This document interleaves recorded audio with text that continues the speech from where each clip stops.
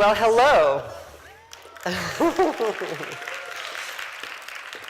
I am Marian Goodell, and I'm the CEO of Burning Man. So I would love to know if you have heard of Burning Man. Yeah. Have you been to Burning Man? Well, thank you. I've got a couple of you that have been to Burning Man. Well, I'm here to tell you a bit about what Burning Man is. And when I was first invited to BEMA, I had this reaction that I sometimes have when I'm invited to events that are about marketing and brands, because Burning Man really doesn't see ourselves as a brand. But what I realize is that we're all doing something similar. We're communicators, we're storytellers, and we're trying to get ideas across to other people. And in best case scenario, those ideas help change their lives. Let's see a little bit more about what Burning Man is. Burning Man is... How do you sum this up? Magical. Grand. Amazing. Indescribable. Great. Radical. You're going to meet the most amazing radical people ever out here. There's never really been a mecca quite like this. Fast, severe, and creative. I just think it's extreme. Like all the art, the dust is extreme. Transcendent. Captivating, and it steals you. Like a dream, like the perfect dream is Burning Man. Something that you could never imagine to be real, but it is. Magical realism. It's those really special things where the magic translates into this physical plane that you only find out here. What you want? I think it's significant. Magnificent. I'm just gonna have to say extraordinary. It's like totally different than everything you experience in your daily life. Community. Connection. Trust. Humility. I would say unloneliness. Healing. We all heal each other with love and with compassion and with patience. We can bring that to the world. If there was one word to describe Burning Man, it would be love. Love. Love! L'amour! I think it's about truth, and truth is primordial energy. When you find, enlightenment and pure truth is love.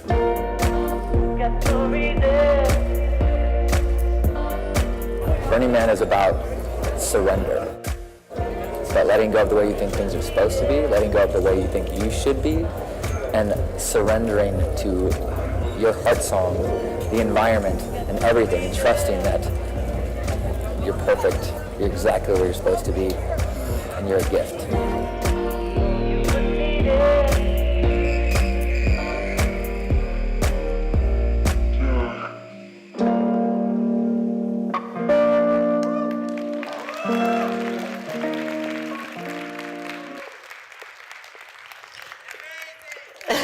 Thank you.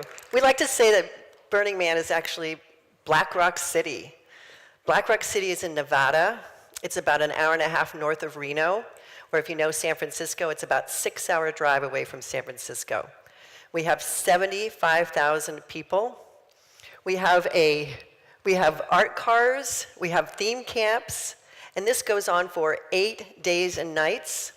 We don't sell anything but coffee and ice. And we have no rubbish bins. We are absolutely a city in the desert, and we say that we are a culture of possibility, but we've really become a network of dreamers and doers. Well, so how did we get here? In 1986, a gentleman named Larry Harvey and his friend Jerry James on a beach in San Francisco They built a wooden man that wasn't really more than 8 feet tall, and they burned it.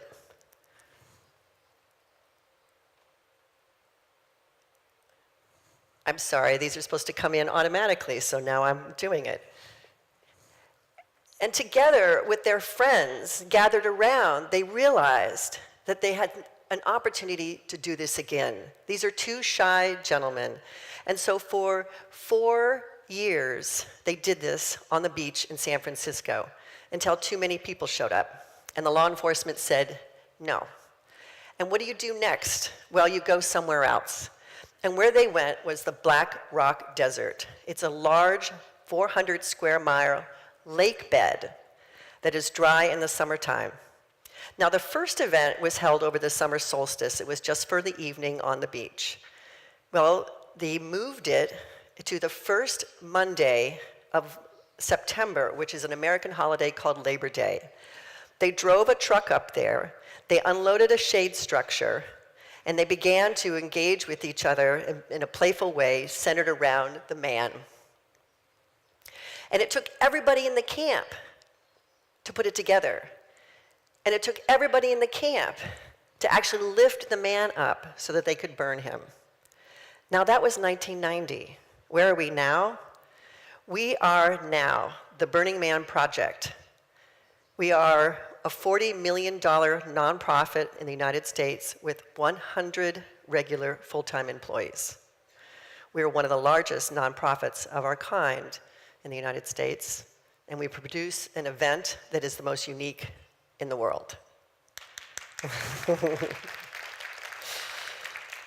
So how did I get here?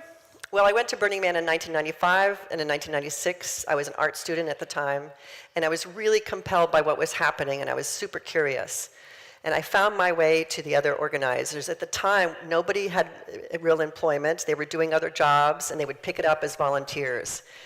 And I joined the group. And ultimately, it was 6 of us that created a limited liability corporation, a structure in the United States that was easy for us to create and gave us the most control so that we could move quickly and nimbly to do what we wanted to do. And in 2012, we actually created a not-for-profit because that really reflected what we wanted to do in the world and allow the event to go beyond ownership and to go beyond ourselves. See, what happened that we didn't realize was going to happen is that we grew and grew and grew and grew. We were doing something, we were creating an experience that wasn't existing anywhere else, and people were running towards it. So who goes to Burning Man? What is happening at Burning Man? What is the activity that's happening there? I don't know where this is. Here we go. So we have, how about this? We have over 15% of the people at Burning Man are over 50. So think about that. This is not your regular festival culture at all, by any stretch of the imagination.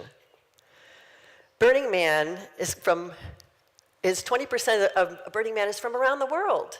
It's not just from Black Rock City. And hundreds are coming from Russia. Last year alone, we had maybe 200 people that bought tickets. That's just out of addresses from Russia.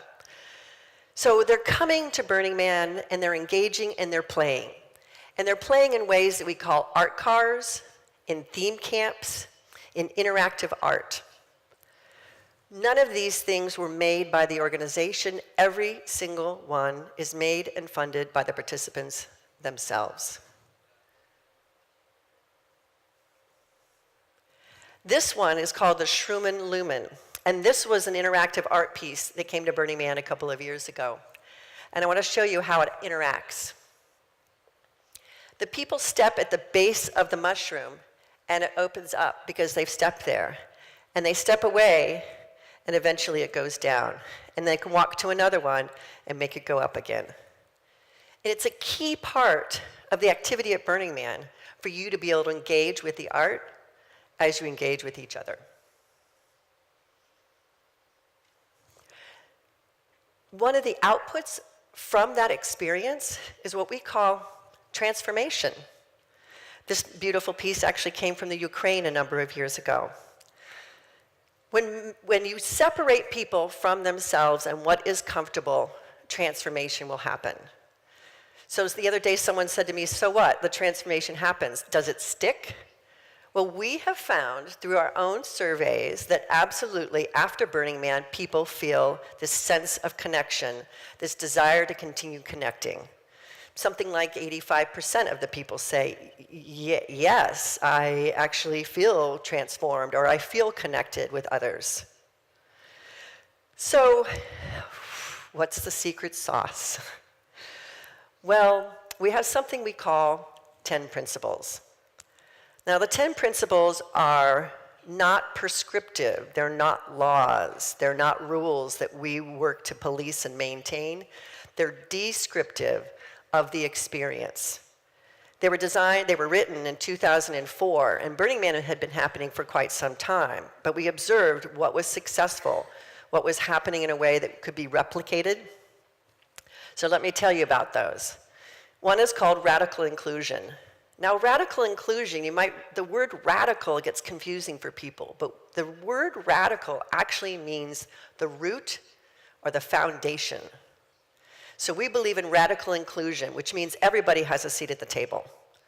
Now, it may come to a point where those at the table maybe shouldn't be at the table anymore, but that's when you create values that you ask the group and the individuals to be part of. The next one would be gifting. Well, gifting is somewhat obvious. We believe the individual has gifts of themselves and will exchange the gift of ourselves with others. This is not about bartering. We have very little that's bought and sold at Burning Man. In fact, it's only coffee and ice. No food, no t-shirts, nothing. Well, the next one is called decommodification. It's kind of a word we made up.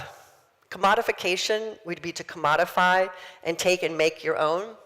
Well, decommodification for us is set up to preserve the principle of gifting. We really believe that there should be more engagement and fewer transactions that intermediate between the two of us. So that's what we call decommodification. We don't want commodified experiences. We want to decommodify the experience. We want to decommodify transactions and create more experience. Well, how about radical self-reliance?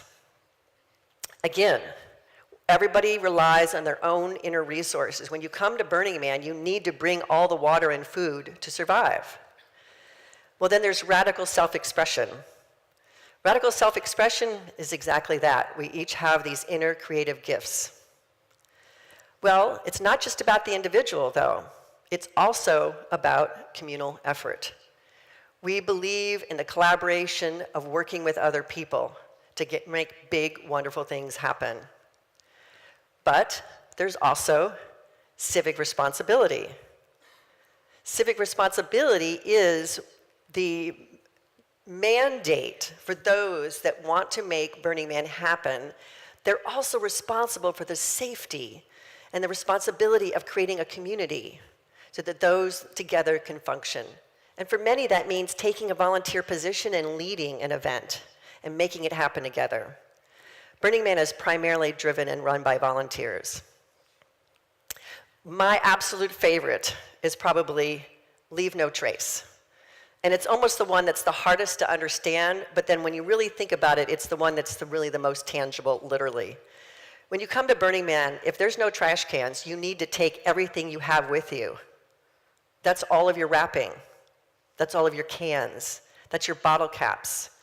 You can't really sit in your camp at Burning Man and flip a bottle cap because someone has to pick it up at some point.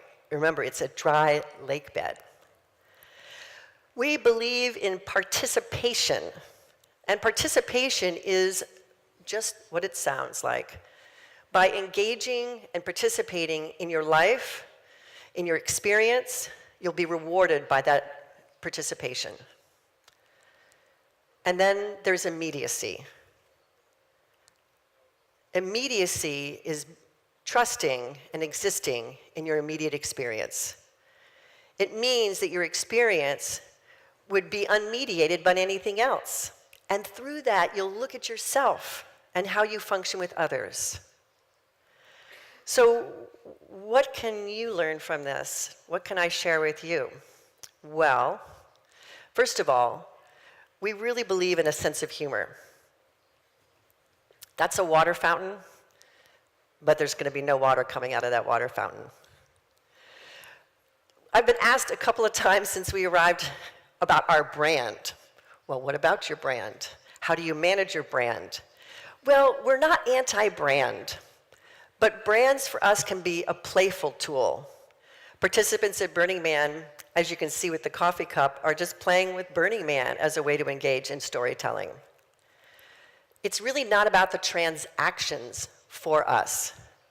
It is about the ways and the opportunities for us to engage. And sometimes brands are even forms of storytelling. Now, people come and they give of themselves. So the coffee that you might want at Burning Man could be purchased in our cafe, which is not branded, it's just a cafe. Or you might find it as you're strolling along the playa. And you might actually go and find a camp that engages with you on any number of subjects. Now, this is Pancake House. This is a place where you can have pancakes all week at Burning Man. And I understand this is Pancake Week in Russia. So at Burning Man, all week could be Pancake Week. And see, this is coming from the participants. This is a gift. What is happening is organic. It's coming from the heart. Do we have a marketing budget? No, we don't have a marketing budget. We don't even have a marketing department. In fact, our logo in 1995 was designed by a participant and sent on an envelope. People used to purchase their tickets for Burning Man by mailing in a money order, and they would design beautiful things on the envelope, and we got our first logo that way. One of the other tools that we use that I think that would be helpful to know about is we use a theme each year. And the theme usually is related to the man, the center of the city, but then people pick up that theme and they use it for their art, they use it for their camps, they use it for their costumes. And in 2008, our theme was called the American Dream. And we lined this entire Tower of the Man with flags. And the flags were from all over the world. But if you looked, you would never find the flag from the United States. We left it off. And the dialogue we were asking the participants to have was imagine how the culture of Burning Man goes beyond and transcends religion, it transcends politics, and it transcends that which divides us. Burning Man is global. It's a culture. One of our art pieces that came from Russia came in 2013, this fabulous piece called The Cradle of Mir. And the Cradle of Mir was actually brought to us by 27 new Burning Man participants, had never been to Burning Man before. And they worked and did most of their design work here in Russia before they came to the United States. But they reached Nevada, and they spent 8 weeks putting this together. And then they came onto the playa, and another 2 weeks to fabricate it there. And it became a gathering point. There were sounds like space sounds, ping, ping, and then there'd be music in the evening. You'd hang out there. And of course, like all good things at Burning Man, it must burn. And it was a beautiful burn. And the same group came back in 2015, and they did another art piece. But at this point, 2 years later, they'd actually collected friends from around the world. And the friends helped create the art piece. And even now, in 2016 and 2017, they traveled to Africa, and they traveled to Israel, and they traveled to some of the other Burning Man events that are around the world. And they're continuing to be inspired by the art that happens around the world and at Burning Man. Now, imagine that Burning Man is not produced by me. I'm the CEO of an organization. That organization does produce Black Rock City. But what's coming from Black Rock City is a culture. And it's hundreds of thousands of people that are doing that. And I'm frequently asked, okay, how many volunteers at Burning Man? How many volunteers at Burning Man? How many people at Burning Man? 75,000 volunteers at Burning Man. And that's for real. We genuinely believe that everybody should have a role in order to make the city happen. We cannot police the behavior of everybody. Everybody can be working together to create the interactivity, the playfulness, the joy, the engagement. These are the volunteers for the Department of Public Works, which actually now numbers about 700 people to build the city and take it down. Only about 150, 200 of them are actually paid. And they'll work anywhere between 2 and 8 weeks to make this happen. Now it's interesting, the DPW is a good example of, well, what happens to volunteers after they leave Burning Man? Well, what happens to participants after they leave Burning Man? They go out into the world. And in 1997, just as the internet was coming to the surface, we started receiving messages and emails from people that said, I'd like to find my Burning Man people in New York. I'd like to find my Burning Man people in Austin, Texas. I'd like to find my Burning Man people in Canada. So we created email addresses, Canada at Burning Man, Texas at Burning Man. It was that simple. It was organic. We never went out to franchise Burning Man. We actually allowed those that were interested in connecting with others to come together. And this is a little bit of a detail of the activity that's happening in Europe. 80 different events are happening around the world that are affiliated with the Burning Man organization. Some of those are one-day or evening events, street festivals. Some of them are multi-day celebrations. The oldest event started in Austin, Texas, 1998. And some of the recent ones include Argentina. One is Africa Burn. Africa Burn has been going on for 10 years, and it's 12,000 people. And I've not been, but those that have been say it reminds them of the old days at Burning Man. It's fun, it's playful, there's art cars, and it's in South Africa. The fastest growing Burning Man event in the world is in Israel. It's called Midburn. Burning Man is happening quite quickly in places that need connectivity. Well, of course, we know Burning Man is happening in Russia. Why not? There's a fabulous group that's here that has organically grown, and of course, just like the others, contacted the organization and said, how can I find the others in Russia? And also, how can I bring Burning Man culture to Russia? That maybe the people can't make it to Black Rock City in Nevada, but they'd like to connect with Burning Man. So there's a group that did a burn in 2014, and they've done some other events since then, but this is a photo from their event in 2014. But they've also done something called a decompression. And the decompression party is something held usually in the fall after the main Black Rock City, where you're decompressing from your experience. You're letting it all sort of go. And as you can see, the group has grown quite quickly, so quickly that in 2017 they couldn't happen because there were too many people interested. So now they're looking at, well, how can they make this happen without actually becoming overwhelmed with the number of people interested? You can see Burning Man people are taking the culture that is Burning Man out into the world in unique ways. And it's natural to assume that they're taking it out in ways that include events. But there's another trend that I'm really excited about, and we call it Burners Without Borders. You may have heard of Doctors Without Borders.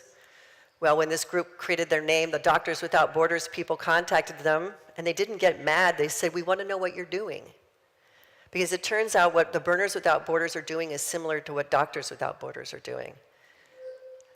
Burners Without Borders started in 2004 organically after Hurricane Katrina devastated the coast of Louisiana and Mississippi. We were at Burning Man when it happened, and people flooded to the center of the camp and asked, how can we help? How can we help? What can we do? And some burners actually got into a truck. It was a crane, and they drove it down to Mississippi. They didn't wait for the disaster relief organizations to tell them where to go. And they gathered together in a camp, And together, using leadership principles that you learn from Burning Man and you learn from life, they figured out who had the skills, who's going to set up the morning meetings, and what they're going to do each day. And they did this for 7 months. 7 months. After doing something like that for 7 months, you feel so connected to each other and you feel so connected to the work that you want to keep doing it. And the group ended their work in March of 2006.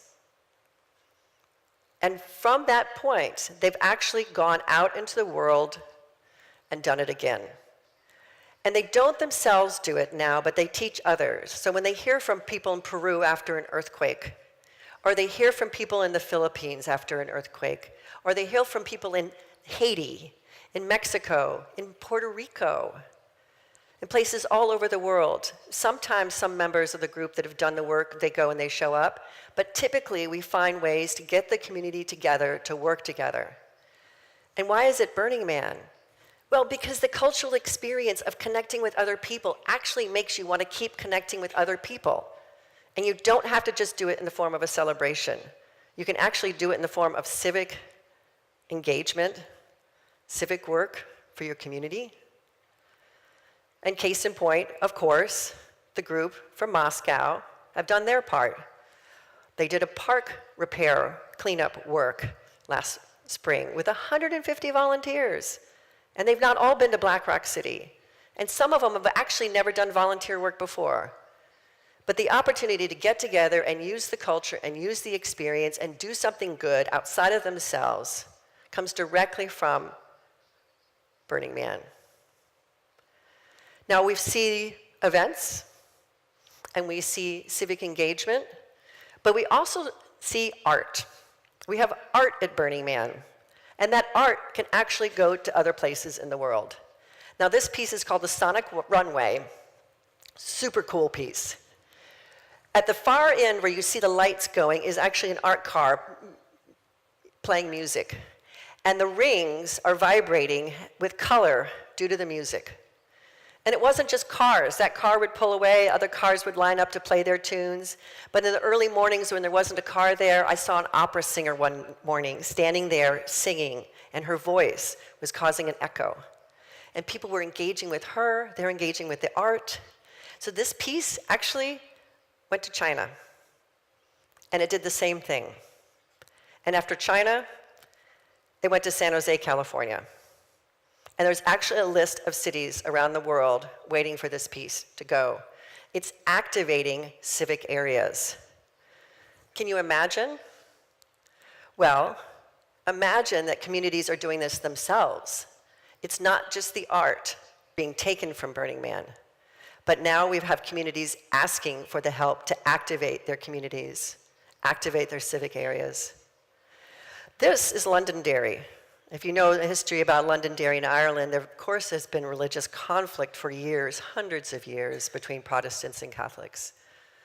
The Burning Man organization, an artist, was contacted and asked, could you imagine possibly building a temple? We have a temple at Burning Man that actually people feel is a very healing place. And could you do that in Londonderry? So what David Best did was he mentored with carpenters from Londonderry. Can you imagine what it would be like to actually collaborate with unemployment groups, with arts groups, with children's groups? Well, that's exactly what this group did. They created a fab lab. The designs were submitted by children that ringed the outside of the temple. It took 6 weeks in the harsh winter of Ireland to build this on top of a hill. 50,000 people came to visit it. And we had our own staff there, and we have news reports. There were people talking about the religious conflict and how they hadn't walked through a neighborhood in 25, 45, 50 years. But you had to walk through a different neighborhood in order to come to see this art piece. Families, children, constantly, for a week. We have a tradition at Burning Man where you write on the temple, you write your hopes, your fears, your losses. People did the same thing in Ireland. And like any good art, it must burn. And burn it did. And 15,000 people stood around together and watched the art burn from all religions.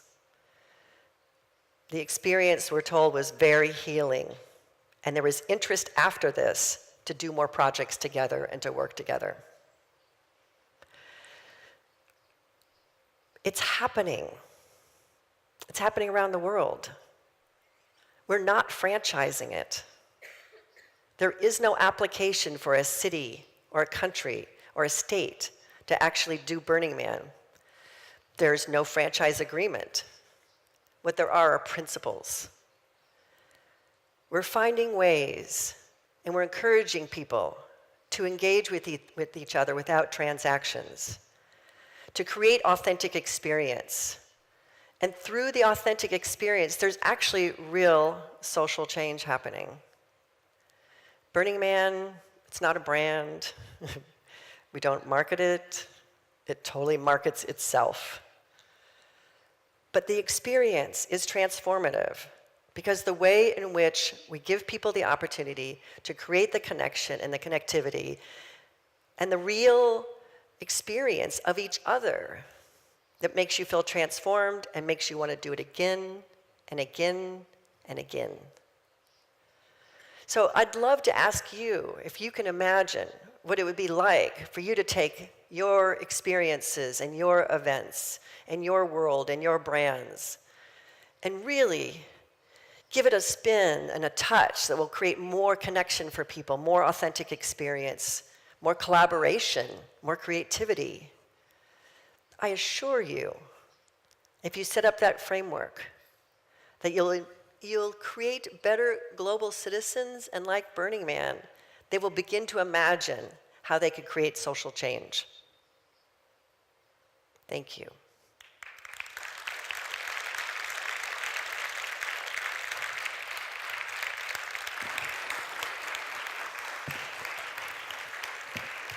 Коллеги, давайте еще раз поаплодируем.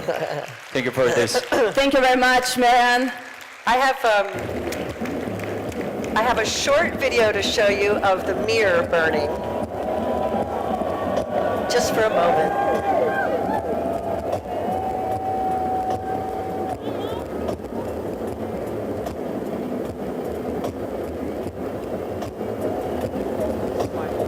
This is the final part, yes.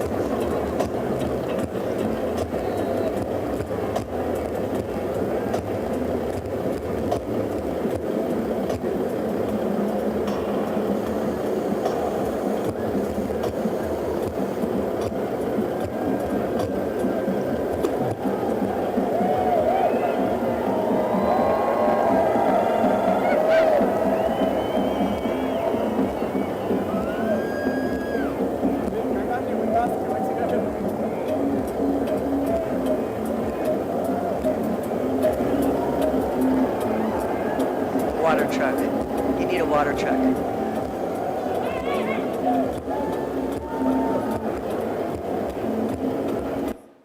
There you go. Остальное на эфире. Stay with us, Marian. Stay with us. Now we have questions. Yes, we have questions. Thank you. Ребят, давайте еще раз поаплодируем, потому что в мире не так много людей, которые могут вдохновить других людей на такие Да, совершить впечатляющие вещи. такое в масштабах всего мира.